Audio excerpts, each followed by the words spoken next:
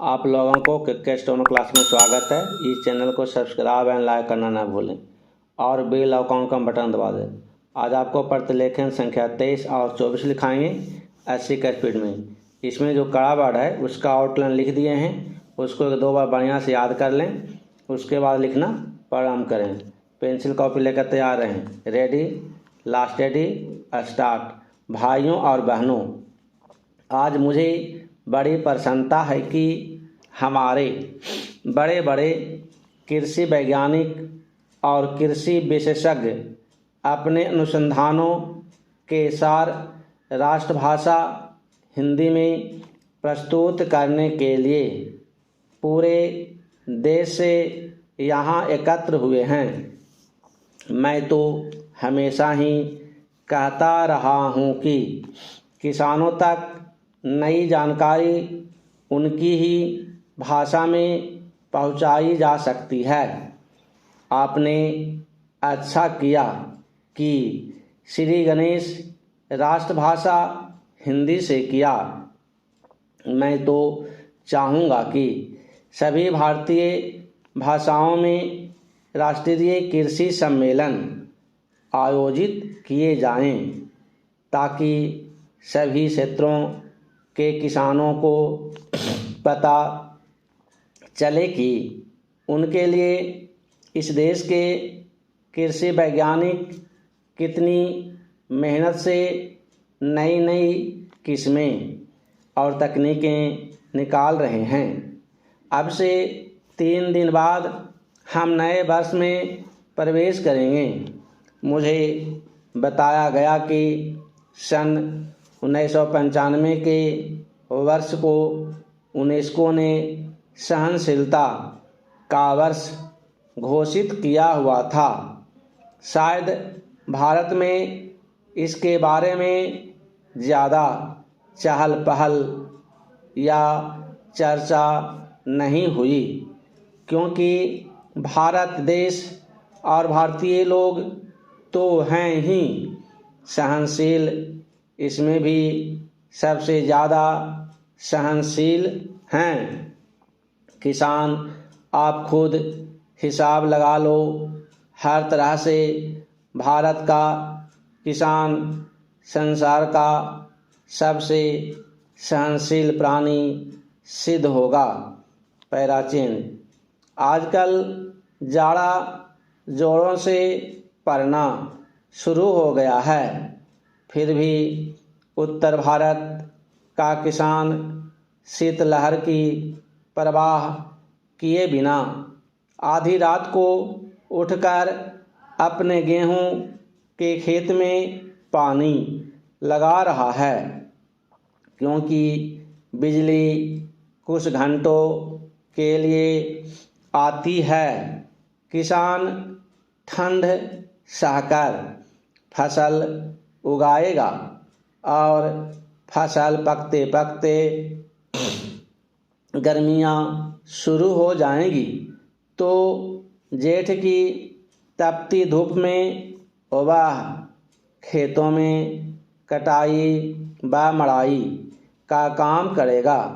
यह जाड़ा पाला सहना और कड़ी गर्मी में पसीने से लथपथ होकर काम करते रहना, इतनी सहनशीलता बस किसान के बूते की ही है। फिर हिंदी बोलने वाला तो और भी ज़्यादा सहनशील है, हर हाल में जी रहा है। गेहूँ चावल विदेशों में किस भाव बिकता है और हम उसे क्या भाव देते हैं। हर चीज़ के दाम आसमान पर पहुंच गए हैं। महंगाई इतनी बढ़ गई है, मगर किसान की मेहनत का पूरा मुआवजा देने में हम 10 बहाने बनाते हैं और किसान है कि बर्दाश्त कर रहा है। बिजली महंगी हो गई, डीजल महंगा हो गया, संकर बीज महंगा मिलता है, रासायनिक खादें महंगी मिलती हैं, मगर दालों के भाव चढ़ गए तो चिलप्पों शुरू हो जाती है। मेहनत करता है किसान और उसकी मेहनत पर फलते फूलते हैं बिचौलिए, मंडी के दलाल, आलू के चिप्स बनाने वाले व्यापारी, उसकी फसलों का तेल निकालने वाले व्यवसायी, ये सारी बातें सहते हैं। हमारे किसान भाई सो किसान से बड़ा सहनशील और कोई नहीं। कोई आता है तो खराब किस्म का बीज बेच जाता है, तो दूसरा जिप्सम के नाम पर मिट्टी बेच जाता है। कई एक नकली कीटनाशक दवाएं बिक रही हैं, छिड़कों तो कोई असर ही नहीं होता। किसान बेचारा सब कुछ सह रहा है। मैं समझता हूँ कि यहाँ जो कृषि वैज्ञानिक हिंदी में अपने शोध पत्र प्रस्तुत कर रहे हैं वे भी बड़े सहनशील होंगे।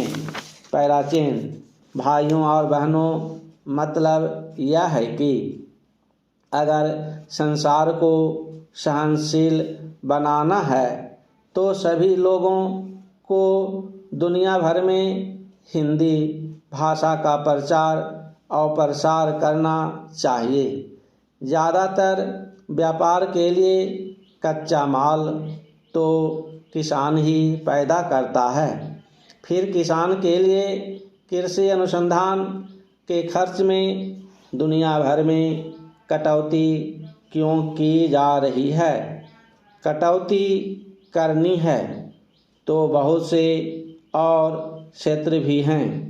अमीर देश सन 1990 में खेतीबाड़ी को आगे बढ़ाने के लिए जो सहायता दे रहे थे वह थी 12 अरब डॉलर, और इस साल बाद 2000 में 2 अरब डॉलर की कटौती कर दी और यह 10 अरब डॉलर रह गई। तो पूरी दुनिया को खेती बाड़ी से जोड़ने की ज़रूरत है, तभी ये दुनिया आपस में लड़ना मरना बंद करेगी। मेरा बस चले तो मैं तो हिमालय की सबसे ऊंची चोटी सगरमाथा, जिसे दुनिया एवरेस्ट कहती है, पर चढ़ूं और पूरे जोर से आवाज़ लगाऊं कि ए धरती के वासियों, बंदूकें छोड़ो और हल उठाओ, नहीं तो आप ही सोचो कि 20 साल बाद 2020 में जब दुनिया की आबादी 8 अरब हो जाएगी तो सबको खिलाने लायक खाद्यान्न कैसे उपलब्ध होगा। उस समय चीन को भी बाहर से गेहूं मंगाना पड़ेगा। सौभाग्य से भारत के बारे में तो कृषि वैज्ञानिक विशेषज्ञों का यही अनुमान है कि भारत के किसान और कृषि वैज्ञानिक मिलजुल कर बढ़ी हुई आबादी का भी पेट भर पाएंगे। पैराचेंज आज हमारे अन्न भंडार में 3.5 करोड़ टन से ज़्यादा अनाज भरा है। रबी की फसल आने के बाद यह बढ़कर 5 करोड़ टन तक जा सकता है।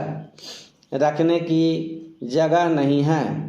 इसलिए समाज कल्याण के कामों में लगाने और विविध रूपों में निर्यात करने के अवसर बढ़ रहे हैं।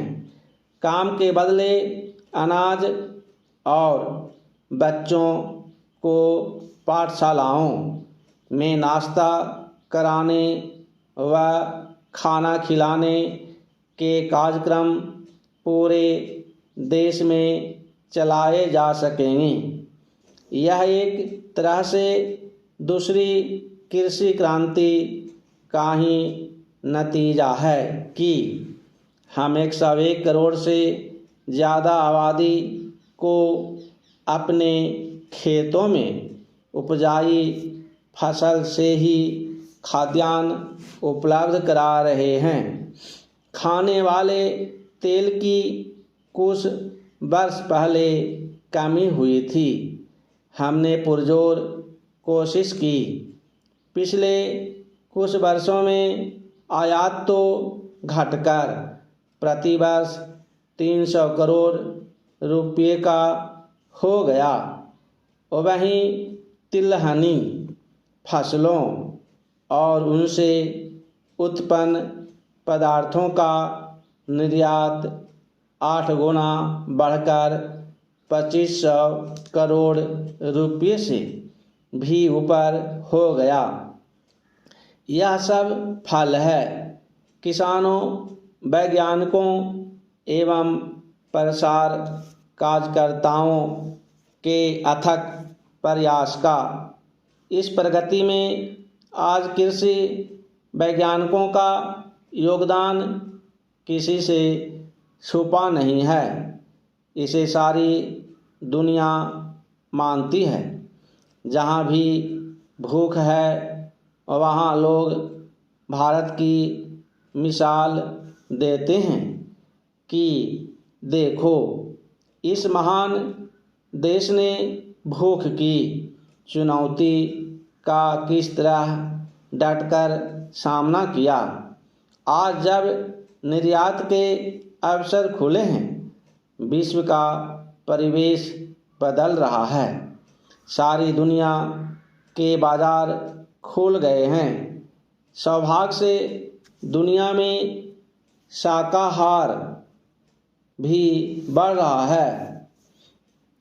इस समय हमारे विविध व्यंजनों को विश्व बाजार में प्रचलित करने के बड़े मौके हैं। समाप्त।